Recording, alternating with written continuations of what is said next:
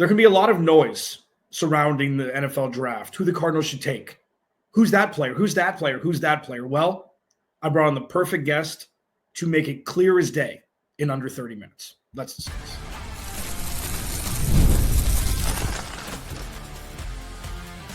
You are Locked On Cardinals, your daily Arizona Cardinals podcast. Part of the Locked On Podcast Network, your team every day. Cardinals, Alex Clancy here. Follow me on Twitter, Clancy's Corner. Follow the podcast at Locked On AZ Cards. Thank you for making Locked On Cardinals your first listen, free wherever you get your podcasts and on YouTube, part of the Locked On Podcast Network, your team every day. Today's episode is brought to you by the Game Time app. Download the Game Time app, create an account, use code LOCKEDONNFL for $20 off your first purchase. We are winding down guest week. Monday, Mina Kimes. Tuesday, Marcus Mosher. Wednesday, Tyler Drake. Today, one of my favorites. Tomorrow, one of my former favorites, former co-host Bo Brock will join me. I feel like I, got to do a little charity here during guest week while I'm sipping Mai Tais on the beach somewhere. Damian Parson. One of the best draft minds I've ever come into contact with in my 15 years in this space. It's difficult to do what you do with so much clarity. And you know every single damn player. You don't pretend to. You don't sleep. You've got a young one, I believe, who may be just over 1 at this point, under 2. No, I have a 5-year-old, and we just had our second son. So I have one. He's a little over a month. Oh, a little over a month. Okay, I stand corrected. But I don't edit the show, so you're going to make me look like a dummy right out the gate, which is I think, going to be a theme throughout this entire show. We're going to do the deep cuts. This is in the final segment. This is where Damian just rips off names on day 2 that people should keep an eye out for. And I have a feeling it's going to be a lot of edge. It's going to be a lot of interior defensive line. It's a very deep draft for both of those classes. Second segment, I want to talk about 16 from a best player available lens. But first, this is self-serving for me. And I know you're going to shoot me straight. Kyler Murray gets protected or none of this works. Without that, without protection, without offensive line strength, no team can win. Ask Patrick Mahomes in the 2 Super Bowls that he's lost of late. So Damian Parson, in a draft that's so deep with interior defensive line and pass rush talent, give me a reason for the Cardinals taking the best offensive lineman available, whether it be interior or tackle at 16, and why they should maybe wait until the second or third round to do so. I think the point you made, you have to protect Kyler, right? I think living in the Carolinas, you look at what the Panthers did last year. They spent over $100 million on 2 guards. Why? Because they had a shorter quarterback that needed that protection up front to allow him to step up in the pocket, find throwing lanes. And that helped Bryce. Saw Bryce looked better during the 2024 season after the benching. He felt comfortable in that pocket behind that offensive line where he didn't feel so comfortable the year before during his rookie year. They love to run the ball, but when you drop back in true drop back passing situations, that like running the ball and play action, like the passing grades and stuff like that can get very muddy because it's like, okay, well, we looked solid across the board. Well, let's look at the true drop back set stuff and what's the quality of the interior offensive line. I think they haven't brought back one of the guards from last year, Will Hernandez. So it's like it's an open spot right now. I think Isaiah Adams, who they drafted out of Illinois last year, they're hoping that he could take one of those spots. I do think that if one of the better offensive linemen, especially interior offensive linemen, fall down the board, you go ahead and make the call, right? Because at the end of the day, you protect your asset. You paid Kyler Murray. You got to get. You know he's going to start fast. We know he's going to start fast. They typically always do start fast. It's the middle of the season towards the backstretch where people feel like he's figured out, right? And it's like, yeah, after a while, you kind of learn how to scheme against a guy and the deficiencies in the offense. I think that they need to improve the interior offensive line and make sure that they protect him because right now what they have, Evan Brown, Isaiah Adams are like probably the 2 projected guys at guard. Evan Brown played over, I think, 1,000 snaps last year, where Isaiah Adams played, a little over 460. I do think that that's a position that you want to improve, not only just for Kyler, but then at the same time for a team that wants to run the ball. You get to move people off the line of scrimmage. I call it resetting the line of scrimmage. Get James Conner working downhill, and if you can create some lanes for that big 230-pound running back, he gets up to steam and he's breaking through run lanes and he's into the second level and the teeth of the defense, it's really good for the offense because now you get to stay balanced, get the play action game going, some RPOs. Then you get to do some of the zone read stuff with Kyler Murray, to where if they're already keying in on James, he puts it in his belly and pulls it out of the mesh point. That backside end crashes down, thinking, oh, James got the ball again. Now you got Kyler Murray scooting up field for 30, 40 yards and potentially a touchdown. We've seen him do it time and time again. I'm not opposed to offensive linemen for them. It's all about who falls to them at 16. That's going to be the big thing. Damian Parson, host of Locked On NFL Draft coverage for Bleacher Report. He's all over the place. I agree. Now, my question is, because people have heard me for the last 2 months say that, what you just said, obviously not as eloquently, but, we do what we can here at Locked On Cardinals. This is the existential conundrum that I'm in.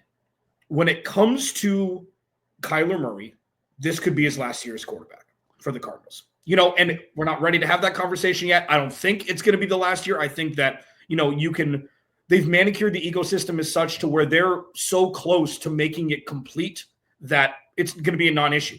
Now, does Ty go to drafting an offensive lineman because this could be Kyler Murray's last year and you want to see exactly what he can do with the best 1 to 53 man roster, 1 to 22 starters that we've seen from him? Like, is that irrational to do? Or is this like, listen, it doesn't matter. It doesn't matter who the quarterback is. The offensive line needs to be the best it possibly can be. And if you can draft a top 10 guy at 16 because a bunch of Ashton Genty and quarterbacks that may not have gone in top 10s normally are going to take those spots, like, do you just take an offensive line? Because you can always take an offensive line in the first round and validate it. Yeah, I think to your point, you have to – I'm all about organizations being smart and giving the quarterback everything that he needs to succeed. Because what I believe in is, as an organization, you want to take your hands off and say, I'll give you the receivers, I'll give you the run game, I'll give you the offensive line, the play caller, the head coach, the defense. Everything is set up for you. If you don't play up to the standard, it's not an us problem. It's a you problem. Right. And that's how I feel like all 32 teams need to operate. Now, do all 32 teams operate like that? No, they absolutely do not. And that's a problem that the NFL has, right? That's one of their biggest problems. They step on their own feet. Like, yes, I do think that looking at offensive line, especially at the end of the day, it's all about the draft board for this team. If they're sitting at 16 and one of these offensive linemen fall to them and they say, listen, this is the highest graded guy on our board, you take the card and you run it up and you just don't think twice about it, right? But at the same time, I do feel like at 16, I feel like because the top offensive linemen, there's one guy at 16, I think that like on the O-line, there's two guys that come to mind. Tyler Booker from Alabama, big, mauler, physical. He doesn't have the quickest of feet. He's kind of similar to like Will Hernandez in that regard. This guy's going to move bodies, man. He's going to move grown human beings, grown men with families and a mortgage off the line of scrimmage and create run lanes. And I think when you pair him with a good center tackle combo, he has that bumper on each side. So now he feels comfortable laterally. Or you look at one of my favorite guys in this class, and I'm not sure where I think he's going to go first round. Gray Zable, North Dakota State, played tackle, played center. I believe he can play all 5 positions on the offensive line. Saw him down in Mobile. I don't think there was an offensive lineman that had a better week than Gray Zable. He locked down nearly every defensive lineman, edge rusher he faced in one-on-ones. This dude was outstanding. He knows how to. North Dakota runs the ball. North Dakota State runs the ball, so he knows how to run block. But it's the foot quickness, the lateral quickness, also the strength, and then that versatility. Where you look at what the Chiefs did before trading Joe Thuney at the end of the season, they were like, "Man, our left tackle is the situation is kind of muddy up with the injury. Hey, let's kick our All-Pro left guard, the left tackle, and get us out of a pinch."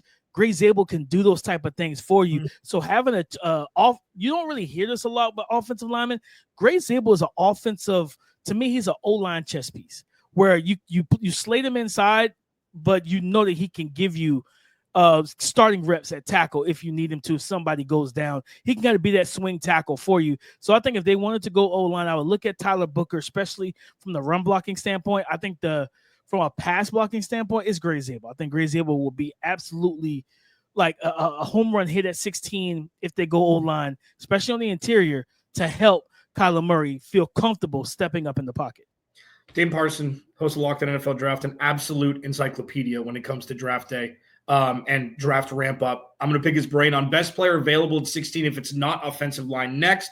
Locked On Cardinals, your team every day. This episode of Locked On Cardinals is brought to you by Bink Game Time app. Listen, I use the Game Time app, okay? It is the easiest way to get tickets, whether it's in advance or right up until or just after tip-off, first pitch, whatever it is. Imagine watching your favorite team live, feeling the energy from the crowd, and witnessing unforgivable moments. There's nothing like experiencing a big game in person. We're full swing into baseball, man. We're a week in.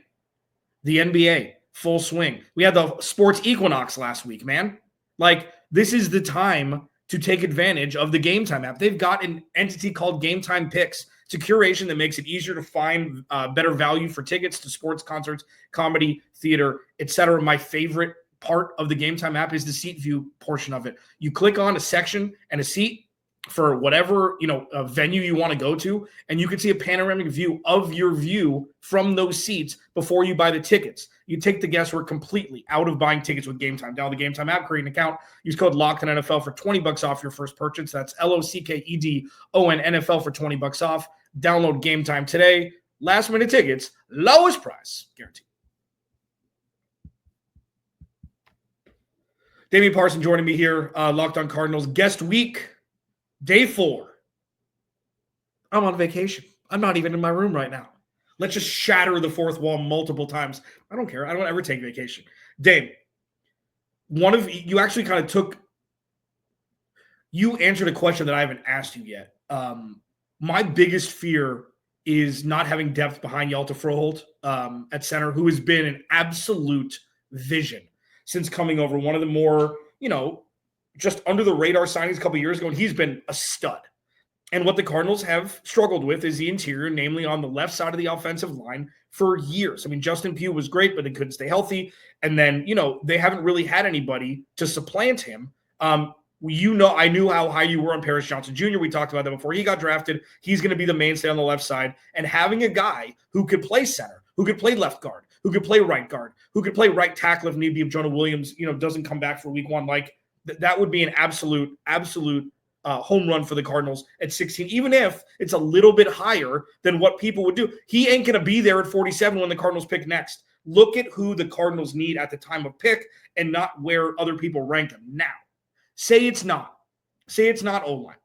Say it's interior defensive line to partner with Dalvin Tomlinson and Darius Robinson. Say it's Will Johnson, if he's there, to partner with Garrett Williams and Max Melton and Budda Baker and Rabbit and Jalen Thompson over the top. Say it's a pass rusher to go with Josh Sweat. If you weren't going O-line, what would the best player available that have been mocked that you've seen would be in the 16 range that the Cardinals could pounce on? So, for me, it's between two positions. Now, let me caveat this. If Will Johnson falls to 16, you definitely just run that card up, worry about everything else later. Like that this is the type of corner that I compare, my comp for him is Patrick Surtain II, who was the reigning defensive player of the year. I've comped him. That's been the comp for me since I saw him step on campus his freshman year at Michigan. This young man is good. Instincts, vision, zone eyes, discipline, ball skills. He could play press man, play zone, play off. You gotta he got hurt this year, and you wonder he was a little bit worse of a tackler in 2024, but you wonder how much of that toe, I think it's a toe injury that was bothering him, how much of that played a part in that before he was out for the rest of the season. But to me, this is a blue chip corner, and this is a blue chip player for me in the draft. And for the people saying, hey, he needs to fall on the board simply because he didn't run a 40 time out of a stance that he would never run out of in the actual game. I'm just glad you're not a GM because it doesn't make sense. It's one of the most asinine things in the world. So I think if he fell to 16, you run it up there. You say, okay, we have our guy who could be the CB1 for the next 5 to 7 years. And now everybody else you can then play matchups with, right? And a lot of those guys to match up with the skill sets that really work for them. So knowing that you're going to have to deal with Cooper Kupp and Puka Nakua, different teams now since they like Cooper Cup's in Seattle. But JSN, you got to deal with Devontae Adams with the Rams. Like you need somebody that is technically refined, like a Will Johnson, that can cover a variety of skill sets. So if he fell to 16, bar none. But if he doesn't fall to 16, and I don't really think he will, I look at edge and I look at interior defensive line. And I know, like, I got pushback. Some people are like, man, we got Darius Robinson. We just signed Dalvin Tomlinson. I'm like, and that's still not stopping me from adding another guy to this room simply because it gives you more flexibility. Jonathan Gannon came from Philadelphia. Philadelphia keeps a Rolodex of defensive linemen.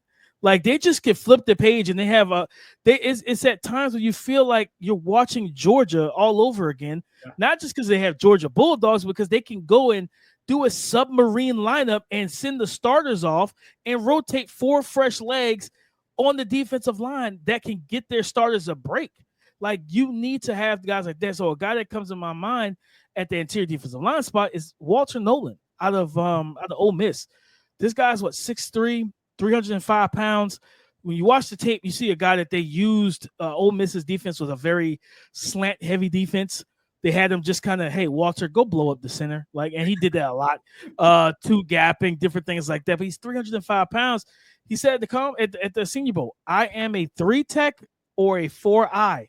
He's not a 0 or a 1. And we seeing him down in Mobile where you moved him from that scheme and you put him where he's supposed to play. Mm-hmm. He was dominant in the run game 1-on-1. They couldn't cover him. They couldn't really block him 1-on-1 and pass protection. Like he's so quick. You don't see defensive linemen that can corner the edge like a edge defender. His hips are smooth. When he double hand swipes, he can flip and turn like he's a 245-pound edge. And he's 305 pounds. I think this is the type of guy where, for me, with Tomlinson, he's going to help you a lot in the run game, and he can push the pocket in the passing game. But this is why I'd rather have a Walter Nolan, and then I can sub him in on those 3rd and 8s. And now him and Darius Robinson with hopefully BJ Ojulari and Josh Sweat, you can get after the quarterback with 4, and then you can drop 7 and then make these quarterbacks have to throw into tight windows under pressure. This is my philosophy. I want to close all 4 walls, all 4 quadrants of the offensive line, of the pocket. I'm not just trying to rush off the edge. No, I want to close the entire thing, because with so many athletic quarterbacks in the NFL nowadays, if you can rush from the interior but not from the exterior, they get outside. If you can rush from the outside but not from the inside, they step up and replace where your edge defender just left. So I want to close all four walls. You have multitude of edge. Baron Browning, who can play stack backer and play edge. BJ Ojulari coming back. Josh Sweat off with this new deal. So you feel good at edge. I would like to get Walter Nolan there at 16. If he falls to them, I think that's a good pick. If they were to go edge again, which I wouldn't be against that either. A guy that he's been rising up the board for me, man. Donovan Ezeroku from Boston College, 6'2.5", 250 pounds, 34-inch arms, 82 3/4 of a wingspan. This dude is explosive. He is explosive. He gets upfield. And it's crazy because before even knowing his arm length, you can see it. Like, he long arms offensive tackles at the college level very well. He has a nice spin move. He can work inside and outside counters, but he has that first step quickness. He was also at the Senior Bowl, and I'm pretty sure, like Mike Green, he practiced 2 days and he was done. Like, that was it. His agent said, nope, you're good. Go ahead and just hold. Good. I'm going to book your flight. We're going to send you home. You don't have to practice that 3rd day. This is the type of guy that can pair well, especially if you worry like, man, BJ Ojulari may not be ready just yet, right? And no, I love Baron Browning, but I think getting a Donovan Ezeroku could give you that fastball guy that can also convert speed to power. He's a little bit different than BJ. BJ was that agile, explosive rusher coming out of LSU. Donovan Ezeroku gives you that full package of speed, power, explosiveness, and arm length. So at 16, I think some people might be like, man, I haven't seen him that high. He can go that high for me, and I would feel very good about it, because at the end of the day, me and keep talking about on the pod, one of the phrases I coined with edge rushers, I need a bucket getter. It's like like in basketball. Fourth quarter, games on the line. You know, for the Suns. I mean, technically, y'all have like 2 with KD and Devin Booker. Like, if you need somebody who cannot put the ball in their hands and trust that you can go get us the game-winning score. That's the type of edge rusher I want for my team. That in the fourth quarter, on 4th and 5, we need to get them off the field and let's end this thing. I need that type of edge rusher. I think Donovan Ezoroku could be that guy long term. Damian Parson, the Human Encyclopedia around draft time. My favorite segment that I do with Dame every time is what's going to happen next. Ross, don't eat my lunch for this. It's going to be a 3.5-minute segment, and Damian's going to be talking the entire time. I'll set it up next. Locked On Cardinals, your team every day.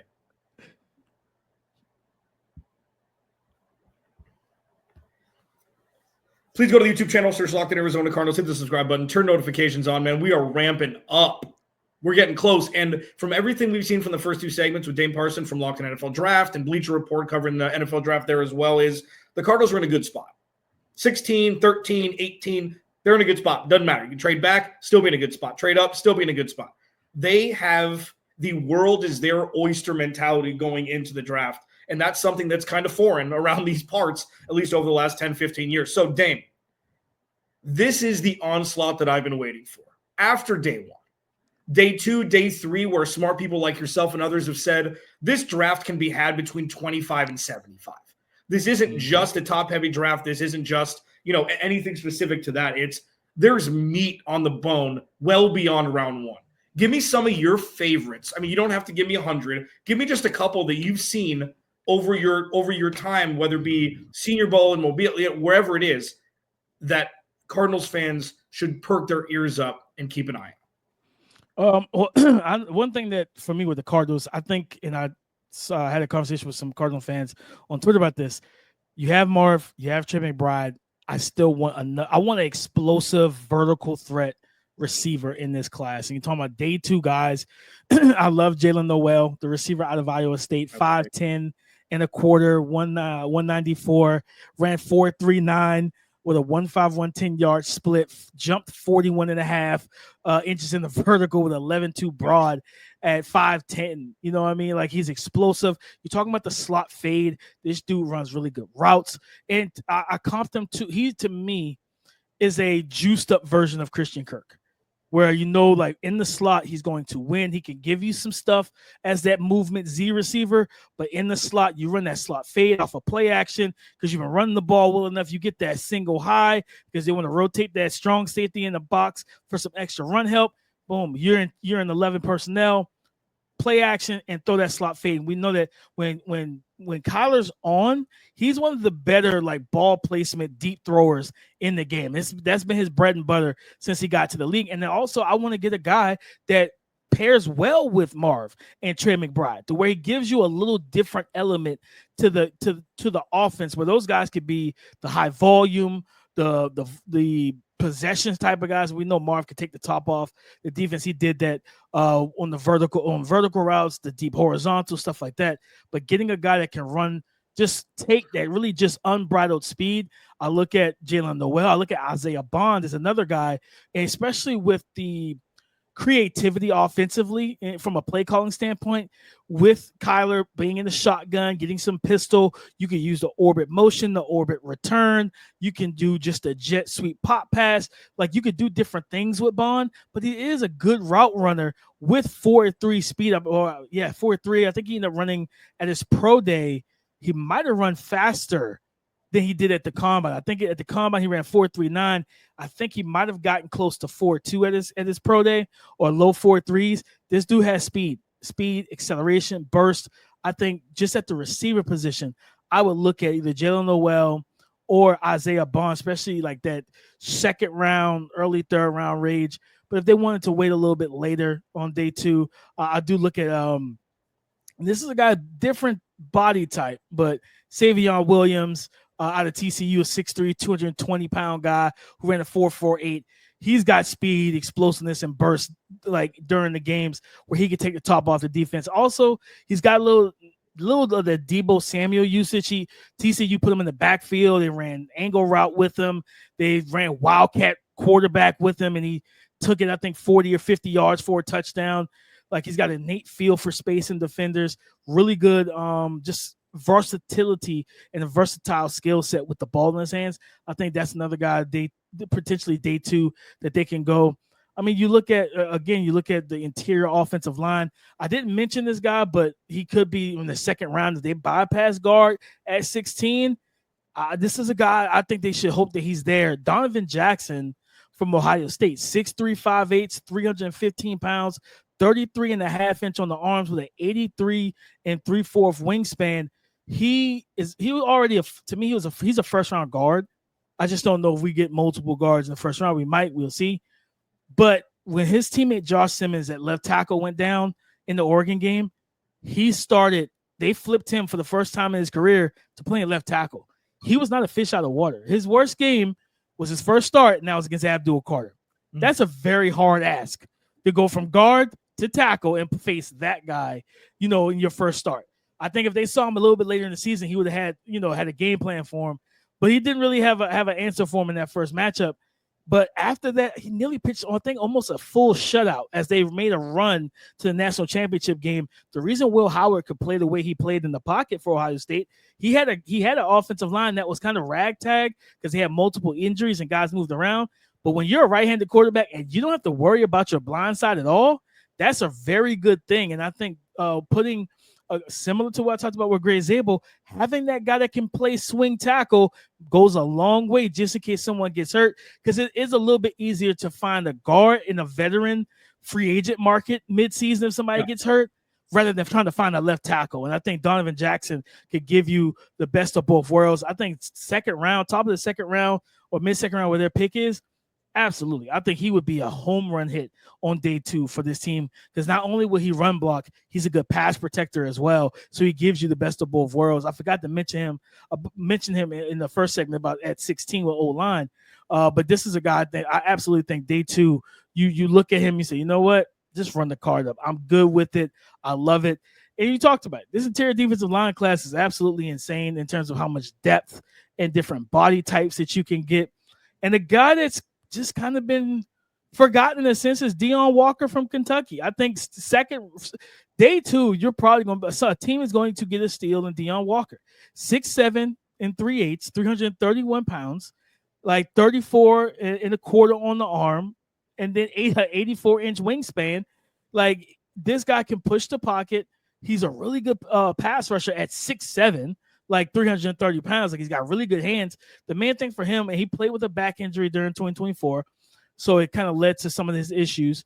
But seeing him at the Senior Bowl, like once he got his pad level low, and there's something I think they said he kind of talked about, like working on his pad level gets right. He drives forward, stays in that drive phase.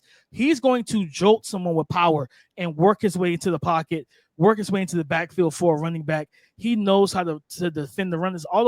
It's just body anatomy for him. He's 6'7", playing interior defensive line where you have to stay a little low so you can get into the backfield and really stand up and anchor in the run game. But I think day 2, you're talking about adding him with Darius Robinson to Dalvin Tomlinson and let him be kind of a rotational defensive lineman. Honestly, especially in that defense on base, in their base defense, I would 100%. Like, because I think they run like kind of an odd front base. Mm-hmm. Yeah, you put Thompson at nose. You put Darius Robinson at one of the 5-tech defensive end spots. You put Deion Walker with Sweat, either Zaven Collins or BJ Ojulari or Baron Browning at the other outside linebacker spot, and you're going to stop the run. You're going to stop the Rams. You're going to stop the Seahawks and the 49ers from establishing the run the way that they were able to these past couple years in that division, man. I look at that situation. Deion Walker, I feel like a lot of people have forgotten about him, but please don't. It's hard to forget about him when you see him in person. He's massive. He's a massive human being, but I think you put him in this defensive line rotation because I think long-term he could be your answer at that interior defensive line spot to pair with Darius Robinson, and you don't have to get him in round 1. I think that would be an absolute steal. And then I'll go back to corner. If they wanted to, if that was a situation where they wanted to absolutely go corner again on day 2, I look at, and this is a guy that I think he should, if he was healthy, he'd go in round 1. but he could end up being a steal. And that's Siobhan Revel from ECU, almost 6'2", almost 200 pounds, 32.58 on the arm, 79-inch wingspan. He's athletic when he's healthy. He can play man coverage. He's really good in zone and off coverage. He doesn't mind tackling as well, and he's got really good ball skills. So he's talking about discipline. A guy that he reminds me, and I think I said this on the pod, might have been last week. I said he is Sauce Gardner with man coverage ability, because I never really believed in Sauce as a man cover corner. Coming out of Cincinnati, I didn't believe in him in the NFL. I felt like he was a better cover 3 guy. To me, Siobhan Revel's ceiling, you can get the best out of both worlds. He reminds me of the Legion of Boom type of corners. Those tall, long, fluid guys that can get to the line of scrimmage and beat you up, or they can play off, bait you in the throws, and make the interception. I think day 2, he falls because of that torn ACL. If he falls to day 2 and they wanted to draft him, yeah, I think that's a guy that every NFL team should be looking out for in day 2. This is the day 2 to me. There's going to be some runs. I think there's going to be a run on defensive line. There's going to be a run on corner, and I think there's going to be a run at running back, because this running back class is unreal. If they didn't take Trey Benson last year, I would absolutely say go get one this year. And honestly, no, I still say go get one. Go get one of the pass catchers, the Brashard Smiths, the RJ Harveys, the Trevor Etiennes. Go get one of those guys that you can use in the passing game on third downs, where Trey Benson and James Conner may not be as well versed. You can have yourself that answer in your running back room. That's it. Damian Parson, man, you should start an NFL Draft ASMR channel, man. You've got it. You've got it. Where the hell do you fit all that stuff in between your ears? Tell them where they can find you. That's the best representation of where you can find Damian Parson and what you'd be listening to and watching. Tell them where they can find you, dude. Of course, 5 days a week in Locked On NFL Draft Podcast and the Locked On Podcast Network. Go subscribe to that. Apple Podcast, Spotify, iHeartRadio app. You can go and subscribe on it there. Hit automatic downloads. Check us out 5 days a week. Over at Bleacher Report, I do scouting reports for quarterbacks, running backs, wide receivers, and tight ends. I'll have some safety reports up right before the draft as well. And then I break down film of college prospect, and in the offseason to be some NFL players as well. Over on my personal YouTube channel, The Scouting Room, I dropped the Walter Nolan breakdown 2 weeks ago. I did a Jalen Walker breakdown a couple weeks ago. Recently, I did DJ Giddens, the running back from Kansas State, and then Mike Green, the edge rusher from Marshall. Badass, man. Alex Clancy, Locked On Cardinals. We'll wrap up guest week tomorrow. Remember, without you, there is no me. I'll talk to you then.